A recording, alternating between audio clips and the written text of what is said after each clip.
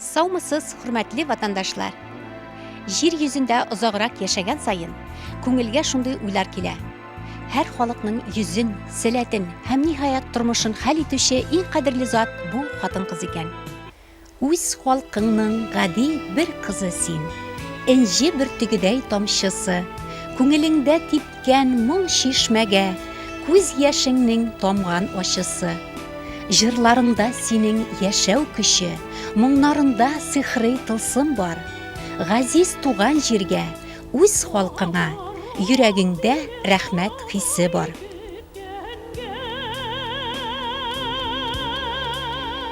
Әйе, татарны моң җыр яшәтә.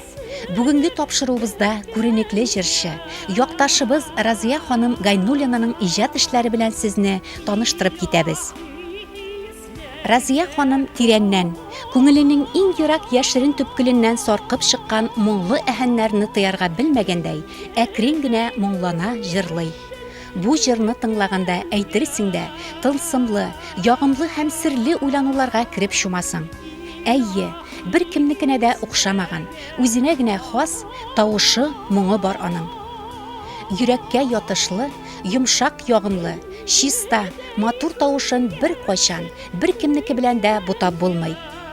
Яшьтән үк халык мәхәббәтен казанып, Фәридә Кудашева, Илһам Шакиров кебек йолдызлар белән янәшә, дистә еллар буе ару талуны белми сәхнә тоткан җырчы әле һаман да халыкка хезмәттә. Йылларны артка таба күчергән сайын күпме талантлар, Үзбәкстанда яшәүче милләттәшләребезнең язмышы Разия ханым Гайнуллинаның игелекле күңеленә бәйләнгән. Ул оештырган ансамбльләр, ул өйрәткән татар моңнары сана бетергесез. Халыкка мен исәнлек саулык теләр идем. Еллар тыныч булсын, сугыш булмасын иде. Бер-беребезне аңлап, татулык белән яшәсәк әйбәт булыр иде. Гомере буе Разия ханым Гайнуллина музыкадан аерылмады. Җырда юаныч тапты. Иң бәхетле тиңсез минутларында җырлар аша татыгандыр. Акыллы һәм басынкы тынаклыгы да юлдашына әйләнгән татар көйләренең нигезендәдер. Ул үз-үзенә, үз исеменә какшамас таләпчәнлек белән яши. Шуңа күрәдер дә, башкарган җырларындагы эчкерсез моң халык ышанырлык булып ихлас яңгырый. Моңа тулы саф күңелен безгә алып килә.